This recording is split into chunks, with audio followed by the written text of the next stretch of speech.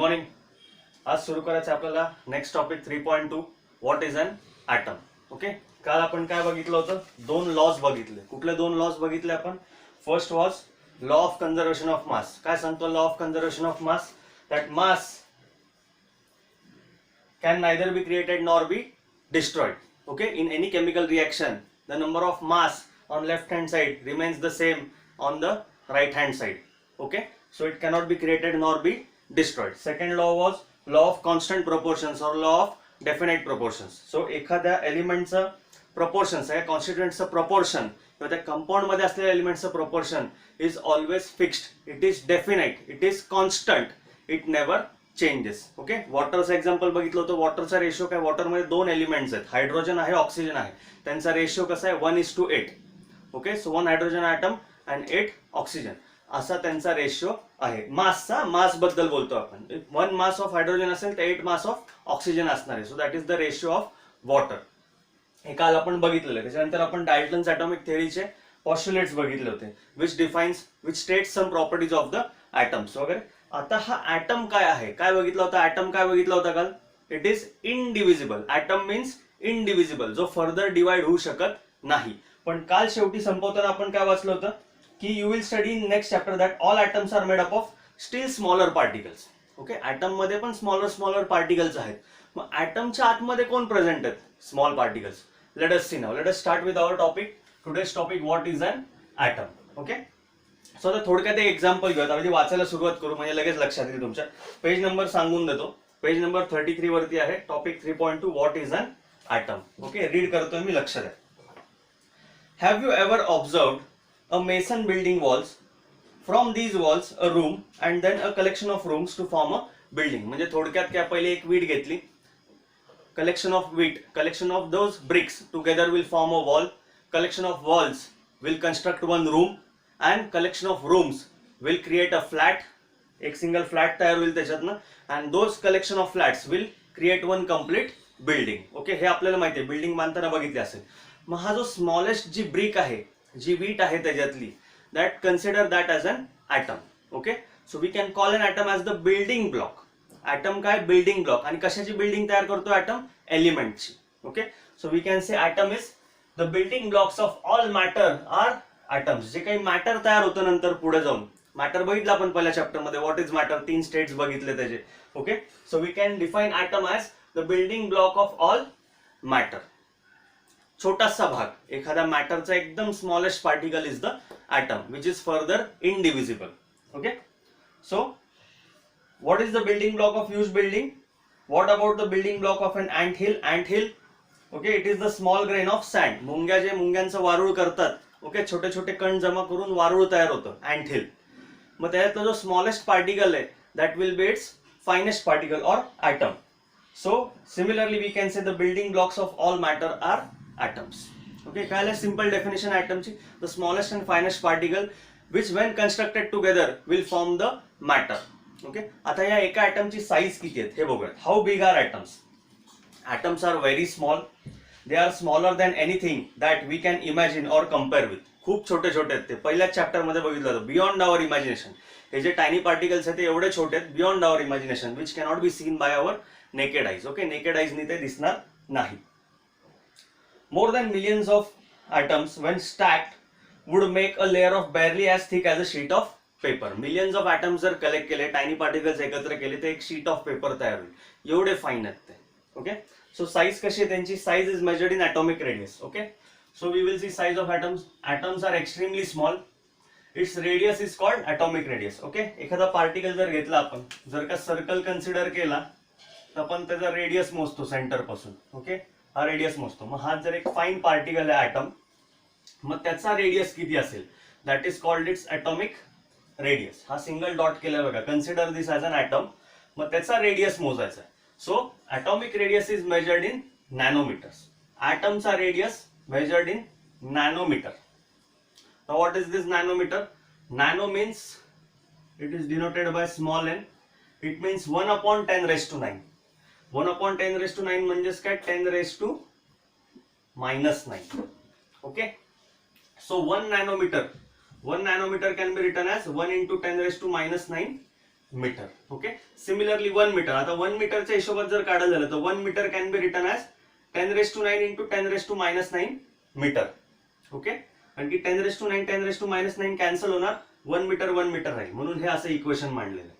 which can be further written as 10⁻⁹ nanometer. So 1 meter equals to 10⁻⁹ nanometer. That is the relation. In this manner atomic radius is calculated. खूप छोटं आहे ते, naked आईजनी दिसणारच नाही. Okay, it will need some instrument to see. एक single atom बघायचा असेल एखाद्या एलिमेंटचा, so you have to see it through an instrument. Okay, so अशाच काही रिलेटिव्ह साइजेस दिलेल्या आहेत खाली. पेज नंबर 33 वरती जो टेबल आहे, ॲटम ऑफ हायड्रोजन, एक सिंगल ॲटम ऑफ हायड्रोजन, त्याचा रेडियस किती आहे? 10⁻⁻10 आहे. Molecule of water 10⁻⁹, hemoglobin 10⁻⁸, grain of sand 10⁻⁴, ant मुंगी असते 10⁻², तिचा रेडियस 10⁻² आहे, and watermelon 10⁻⁻1. म्हणजेच 10⁻⁻1 how can we write? 10⁻⁻1 can be written as 1/10, and what is 1/10? 0.1. म्हणजेच 10⁻⁹ काय असणार आहे? 0.000000001. म्हणजेच 9 times you have to take 0. एवढा छोटा आहे तो, एवढा मायन्यूट आहे. Okay, so this was about the size of the atom. कसे ते we are not able to see them, we cannot see them, but they are present and constantly affecting whatever we do. ते कायम आपल्या आयुष्यावर परिणाम करतायत, एखाद्या मॅटरवर, पदार्थावरती परिणाम करतायत. कोण? हे ॲटम्स, छोटेसे atoms. Okay, why? Because matter is made up of atoms. It is the building block. We might think that if atoms are so insignificant in size, why should we care about them? This is because our entire world is made up of atoms. पूर्ण जग atoms पासून बनलेलं आहे. We may not be able to see them, but they are there and constantly affecting whatever we do.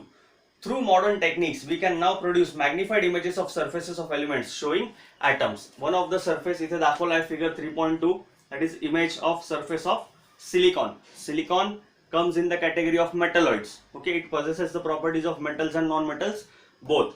So हे जे silicon जे available आहे, by nature it is available. The silicon is present by nature. त्याचे जे finest particles आहेत, त्याची image तयार केलेली आहे by using some magnified instrument. Magnify करूनच बघावं लागेल. एखादी छोटीशी वस्तू बघायची असेल तर आपण नॉर्मली मॅग्निफाइंग ग्लास वापरतो असं, बरोबर? सो हे तर खूप छोटं आहे, 10⁻⁹ आहे. सो त्याला बघण्यासाठी इन्स्ट्रुमेंट लागेल एखादं. Okay, now next 3.2.1, what are the modern day symbols of atoms of different elements? So आता हे जस्टिफाय करण्यासाठी वेगळ्या वेगळ्या एलिमेंट्सचे जर तुम्हाला ॲटम्स जस्टिफाय करायचे असतील तर काहीतरी सिम्बॉल त्याला द्यावे लागतील, नावं द्यावी लागतील. म्हणून डाल्टननी काही सिम्बॉल प्रपोज केलेले, हे खाली चित्रात दिलेत बघा. फिगर 3.3 बघून घ्या. हे सिम्बॉल्स आपण वापरत नाही आता. Okay, we use the symbols which are recommended by IUPAC, that is IUPAC. What is IUPAC? International union of pure and applied chemistry. ही एक संस्था आहे, एक ऑर्गनायझेशन आहे, इंटरनॅशनल ऑर्गनायझेशन आहे, जे हे सगळं ठरवत असतं. Okay, so it is decided by them. डाल्टननी काय प्रपोज केलं होतं? डाल्टननी हे सिम्बॉल्स प्रपोज केले होते. Okay, these were the symbols proposed by Dalton, but we do not use them. Okay, we not use them. We use the symbols which are recommended by this IUPAC, that is International Union of Pure and Applied Chemistry. काय वाचून घेऊयात. It is an international scientific organization. It approves the names of elements, symbols and units. ह्यांचा approval घेतल्याशिवाय कुठल्याही नवीन एलिमेंटला नाव देता येत नाही, त्याचा सिम्बॉल ठरवता येत नाही, त्याचं युनिट ठरवता येत नाही. ओके, सो आता करतात कसं? Only first letter or first two letters of element's name in English is the symbol of that element. Okay, so थोडक्यात ॲल्युमिनियम जर कन्सिडर केला तर ॲल्युमिनियमचा सिम्बॉल काय? Al. हायड्रोजनचा H. फक्त फर्स्ट लेटर किंवा फर्स्ट टू लेटर्स घेतले जातात आणि त्यापैकी first letter is written in capital and second letter is written in small always. हा त्यांचा फॉर्म्युला आहे. Okay, that is their norms. हे त्यांच्या नॉर्म्स नुसार ठरवलेलं आहे. So first letter is always capital while second letter is small. These are the rules. According to these rules, some of the elements are decided. आता elements चे symbols कसे decide करतात बघा. Okay, come to next page, page 34. Page 34 वरती table दिलेला आहे, बघूयात आता. So we will read page 34. In the beginning, the names of elements were derived from the name of the place where they were found for the first time. For example, the name of copper was taken from Cyprus. Some names were taken from specific colors. For example, gold was taken from the English word meaning yellow. So आधी असे वेगवेगळे संदर्भ घेऊन, reference घेऊन त्यांचे symbols decide केले गेले. But nowadays IUPAC, that is International Union of Pure and Applied Chemistry, is an international scientific organization which approves the names of elements, symbols and units. IUPAC decide करता. Okay, so हे rules आहेत, त्याचे rules सांगितले. पहिलं letter is written in capital and second letter is written in small always. Okay, examples दिलेले आहेत त्यांनी. हायड्रोजनचं एच आहे, aluminium AL, cobalt CO. Aluminium मधला जो AL आहे, A is capital and L is small. Okay, मी लिहिणार आहे आता बोर्डवरती, लक्ष द्या. बाकीचे असे जे काही सिम्बॉल आहेत, अशी काही नावं आहेत एलिमेंट्सची जे त्यांच्या लेटरशी मॅच होत नाही, त्यांचं जे इनिशियल लेटर त्याशी मॅच होत नाही. मग असं का आहे ते एकदा वाचून घेऊया. Other symbols have been taken from the names of elements in Latin, German or Greek. So त्यांचं जे लॅटिन फॉर्म मध्ये किंवा ग्रीक फॉर्म मध्ये जे नाव असेल ते लेटर्स त्यांनी पिकअप केलेले आहेत. असे काही ठराविक जे एक्सेप्शनल केसेस आहेत, जसं की आयन आहे. Okay, now iron should start from I. आयनचं सिम्बॉल आय पासून चालू झालं पाहिजे, बट इट्स आयनचं सिम्बॉल काय Fe. ओके, मग असं का आहे? Because for example the symbol of iron is Fe from its Latin name ferrum. आयनचं लॅटिन लँग्वेज मधलं नाव काय आहे? फेरम, म्हणून त्याचं सिम्बॉल काय घेतलंय Fe. ओके, सोडियमचं Na फ्रॉम नायट्रियम. हा, सोडियमचं ओरिजिनल नाव काय? Natrium in Latin form, so Na घेतलेलं आहे. पोटॅशियम इज कॅलियम, म्हणून पोटॅशियमचं सिम्बॉल K आहे. सो ह्या काही एक्सेप्शनल केसेस आहेत ज्याच्यामध्ये आयुपॅकने इंटरफेअर नाही केलेलं. त्यांच्या लॅटिन नेम पासून किंवा ग्रीक नेम पासूनचे जे लेटर स्टार्ट होतात ते लेटर्स त्यांनी त्याचे सिम्बॉल म्हणून घेतलेले आहेत. Okay, so let us start now. Table बघा, रेफर करूया आता. Let us start. सिम्बॉल लिहायला सुरुवात करू. Aluminium Al, argon Ar, barium Ba, boron only B, बोरॉनचं फक्त B आहे. Bromine capital B small r. बघा प्रत्येक ठिकाणी लक्ष द्या, फक्त फर्स्ट लेटर कॅपिटल आहे, second letter is always small. Calcium Ca, carbon only C, chlorine Cl. Okay, chlorine is Cl. Cobalt CO, capital C small O. Copper Cu. Okay, then fluorine, fluorine is only F. आता gold, gold साठी G पासून सुरू झाला पाहिजे, पण तसं नाहीये. Its symbol is capital A small G. Okay, Ag नाही सॉरी Au. गोल्डचं Au आहे, सिल्वरचं Ag आहे. Hydrogen H, iodine I, iron again. नाव आयनचं तुम्हाला मगाशी सांगितलं, its Latin name is ferrum, म्हणून त्याचं सिम्बॉल काय घेतलंय Fe. Lead Pb, magnesium Mg, neon neon Ne. Okay, nitrogen N, oxygen O, potassium K, silicon Si, silver Ag, sodium Na, then sulphur S. सल्फरचं फक्त S आहे. Uranium is U and zinc is Zn. Okay, so in this way these symbols are decided for the names of elements. ह्या एलिमेंट्सला आपण symbol पासून ओळखणार आहोत इथून पुढे. म्हणजेच काय की Ca म्हणलं की लक्षात आलं पाहिजे calcium. Okay, and who decided this? हे सगळं डिसाइड कोणी केलं? It is decided by this organisation, international union of pure and applied chemistry. It is a international scientific organisations. हे अशा प्रकारचे सिम्बॉल्स त्यांना दिलेले आहेत which are universally accepted. Okay, so this was all about how elements are given their symbols. Next topic आहे atomic mass. Okay, आता हे पाठ, हे जे सिम्बॉल्स आहेत पाठ नाही करायचे, रोज वाचले लक्षात राहून जाईल तुमच्या. ठीक आहे, बट डेली रीड करायचे. एकदा तुम्ही 2-4 वेळा वाचून घेतले तर की ऑटोमॅटिक तुम्हाला ते पाठ होऊन जातील. Okay, now next topic 3.2.2 that is atomic mass. Atomic mass शब्द ऐकून काय लक्षात येतं? त्या ॲटमचं मास. आता ते मोजणार कसं? मास आहे म्हणजे मोजलं पाहिजे. आपलं मास मोजतो ना आपण, वेट मोजतो ना वजन काट्यावर. कसं मोजतो? It is measured in kilogram, म्हणजे किलोग्राम आपल्या वेटचं युनिट आहे. बरोबर, मग ॲटमचं जे मास मोजणार आहे त्याचं युनिट काय? Let us see. Atomic mass, earlier it was atomic mass unit, त्याचं युनिटच होतं atomic mass unit. But then according to आयुपॅकनी काय रेकमेंडेशन केलंय? Unified mass. Okay, denoted by small u. So it will measured in that unified mass. कुणी decide केलं बघा? In 1961 universally accepted atomic mass unit C12 isotope. C12 म्हणजे carbon 12. ओके, carbon 12 isotope was chosen as a standard reference for measuring atomic masses. काहीतरी मोजायचं आहे तर reference पाहिजे. एखाद्या रेफरन्स पासून आपण मोजतो. For example on a number line 0 is taken as a reference, आणि 0 पासून राईट साइड जी असते ती पॉझिटिव्ह इंटिजर असतात आणि लेफ्ट साइड असते निगेटिव्ह इंटिजर असतात, बरोबर. पण रेफरन्स कुठून मोजतो आपण? 0 पासून. मग तसंच जर ॲटमचं मास मोजायचं असेल तर काहीतरी रेफरन्स पाहिजे, and that reference is this carbon 12 isotope. आता हे आयसोटोप काय असतात? They belong to the same element family, okay, but their atoms have different number of neutrons.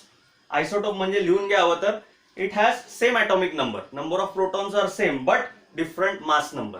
त्यांचं मास नंबर वेगळा आहे. म्हणजेच काय? Number of protons present in the nucleus of that atom R same but number of neutrons are different. The number of neutrons present in the atom, suppose this is an atom, atomic structure आपण पुढच्या chapter मध्ये बघणार आहे, आता दाखवून देतो. This is the nucleus of atom and it has revolving orbits around it. ह्या nucleus मध्ये this is your nuclei or nucleus, ह्याच्यामध्ये कोण प्रेझेंट आहे? प्रोटॉन्स प्रेझेंट आहेत आणि न्यूट्रॉन्स प्रेझेंट आहेत. So number of protons are same but number of neutrons are different. असे जे डिफरंट न्यूट्रॉन्स आहेत ते जे काही ॲटम्स असतील those are called isotopes, okay, those are called the isotopes. So असं जे कार्बनचा आयसोटोप आहे कार्बन 12 नावाचं, that is taken as the reference for measuring the atomic masses, okay, समजलं आता. सो हा रेफरन्स घेऊन आपल्याला मोजायचा आहे. सो लक्ष द्या, पेज नंबर 35 वरती सेकंड पॅराग्राफ वाचतोय मी. In 1961, a universally accepted atomic mass unit, carbon 12 isotope, was chosen as the standard reference for measuring atomic masses. Okay, one atomic mass unit is a mass unit equal to exactly 1/12 of the mass of one atom of carbon 12. 12वा भाग घ्यायचा आहे, एक carbon 12 आयसोटोपचा 12वा भाग घ्यायचा आहे, 1/12 of that carbon 12 isotope. हे जे काय atomic mass unit असेल that will be the one atomic mass unit.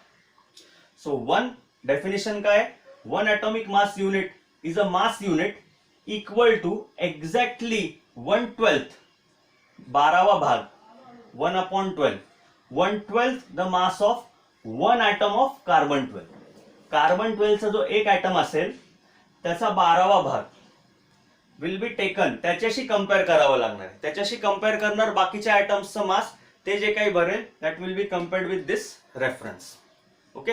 म्हणजे थोडक्यात तराजूमध्ये दोन नसतात ना, तराजूमध्ये ठेवतो ना आपण, ओके, वेइंग याच्यामध्ये की इक्वल, एका ठिकाणी 1 किलो, सपोज तुम्हाला 1 किलो काहीतरी घ्यायचं, तिथे 1 किलोचं वजन ठेवतात आणि मग इकडे दुसरी वस्तू टाकतात. सपोज तांदूळ घ्यायचे 1 किलो, मग इथे 1 किलोचं वजन ठेवणार आणि इकडे तांदूळ टाकत जाणार. जेव्हा दोन्ही बॅलन्स होतील दॅट टाइम समजा ना की हे 1 किलो तांदूळ आहेत, okay. So similarly in one of the weighing pens, okay, जे तुम्ही तराजू जो आहे तुमचा, एका ह्याच्यात तुम्ही काय ठेवणार? 1/12 of carbon atom, this one atom of carbon 12, 12वा भाग ठेवणार त्याचा. आणि मग दुसऱ्या पॅन मध्ये जेव्हा तुम्ही दुसऱ्या एलिमेंट्स ठेवताल, दुसरे ॲटम्स, त्याचं जेवढं वजन कम्पेअर होईल, इक्वल होईल, that will be the relative mass of that atoms of that element. Okay, clear आहे? सिम्पल आहे. हवं तर इथे दाखवून देतो, हे नंतर टेबलमध्ये दिलेच इथे रिलेटिव्ह, ओके. त्यांनी एक्झाम्पल पण दिलेलं आहे, फ्रूट सेलरचा एक्झाम्पल दिलाय. Let us see. Imagine that a fruit seller is selling, हो, हे खूप छान एक्झाम्पल आहे. फिगर 3.4 वॉटरमेलनचं एक्झाम्पल दिलंय. This is the entire watermelon, okay. हे त्याचे 12 पीसेस केलेले आहेत, 12 पीसेस ऑफ वॉटरमेलन अंडर. आता ह्या 12 पैकी हा एक घेतलाय फक्त, म्हणजेच ह्या पीस कसं झाला? This piece is the 1/12 of this entire watermelon, okay. And now this piece, this single piece is kept in one of the pans, and दुसऱ्या पॅन मध्ये तुम्ही दुसऱ्या एलिमेंट्सचे ॲटम्स ठेवणार आहे. जेव्हा ते इक्वल होतील तेव्हा काय समजणार? This weight or this mass is equal to this 1/12 mass of the one atom of carbon 12 isotope, okay. So अशा पद्धतीने ते वजन करायचं आहे. बघा, सिंपल आहे, टेक्स्टबुक मध्ये डायग्राम मध्ये बघून लगेच लक्षात येईल तुमच्या, ठीक आहे. मग आता मोजणार कसं? Now come down. Similarly the relative atomic mass of an atom of an element, म्हणजे दुसऱ्या एलिमेंटचं जेव्हा मोजायचं आहे, मग त्याची डेफिनेशन काय? The relative atomic mass of the atom of an element. An element म्हणजे दुसरा कुठलाही एलिमेंट असेल, हायड्रोजन असेल, ऑक्सिजन असेल, दुसरे कुठले एलिमेंट्स, ओके. त्यांचं वजन कसं करणार? It is defined as the average mass of the atom as compared to the 1/12 mass of one carbon atom, carbon 12 atom, okay. Carbon 12 ॲटमचा 12वा भाग घेतला, 1/12, आणि त्याला रेफरन्स मानून बाकीच्या एलिमेंट्सच्या ॲटम्सचं जर वजन केलं तर ते जे काही मास भरेल that is the relative atomic mass. Okay, that is the relative atomic mass of that particular atom of element. आणि असे मोजून रेफर टेबल 3.2. टेबल जो 3.2 आहे पेज नंबर 35 वरती, इथे एलिमेंट्सची नावं आणि त्यांचे ॲटॉमिक मास युनिट दिलेले आहेत. ओके, सो सपोज हायड्रोजनचं किती आहे 1. आता हे 1 कुणाशी कंपेअर केलेलं आहे? This is compared with 1/12 of carbon 12 atom. स्वतः कार्बनचं 12च येणार बरोबर, त्याच्या 12व्या भागाशी कंपेअर केलं ना, सो कार्बनचं किती येणार 12, nitrogen 14, oxygen 16, sodium 23, magnesium 24, sulphur 32, chlorine 35.5, calcium 40. So असे काही एलिमेंट्सचे त्यांनी ॲटॉमिक मासेस दिलेले आहेत. सो हे कसे मोजलेत पुन्हा एकदा सांगतो. हे जे काही एलिमेंट्स आहेत hydrogen, nitrogen, oxygen, sodium, magnesium, यांचा जर एक ॲटम घेतला अँड दॅट इज कम्पेअर्ड, म्हणजे एक ॲटम म्हणजे that will be compared with the 1/12 part of the carbon 12 isotope. 1 atom of carbon 12 isotope, त्याला रेफरन्स मानून जेव्हा याचं वजन करतोय ते जे काही मास भरेल that will be called the relative atomic mass of atom of an element. Okay, so this was the concept of atomic mass. Okay, I hope so समजलं असेल, इझी आहे. Okay, so now today we have finished. Okay, last topic आहे 3.2.3, how do atoms exist. Actually उद्या घ्यायचं आपल्याला, next lecture मध्ये घ्यायचं आहे how do atoms exist. Atom exist कसे होतात वाचून घेऊयात एकदा. atoms of most elements are not able to exist independently. ते independent नाहीयेत. They are always in groups. Okay? Atoms form molecules and ions. हे जेव्हा ॲटम एकत्र येतात तेव्हा ते मॉलिक्यूल फॉर्म करतात आणि आयन्स फॉर्म करतात. These molecules or ions aggregate in large numbers to form the matter. Again, number of molecules together or number of ions together, they form some matter. Okay? That we can see, feel or touch. मग हे जे matter आहे, आपण मॅटरची definition आठवा, काय सांगितलं होतं, which you can see, which you can weigh, which has some mass, okay, and you can feel it by touch or any of the sense. That is called matter. मग हे matter कशापासून बनलेलं आहे? It is formed of molecules and ions. आणि हे molecules आणि ions कशापासून बनले? They are formed by gathering or aggregating number of atoms. Number of atoms एकत्र आले, molecules, ions तयार होतात. Number of molecules and ions when come together, they form some matter. Okay, so I hope so it is clear. आता हा जो part आहे हा detail मध्ये उद्या घ्यायचा आपल्याला. What is a molecule, that will be our next topic 3.3. Okay, so we will stop here today.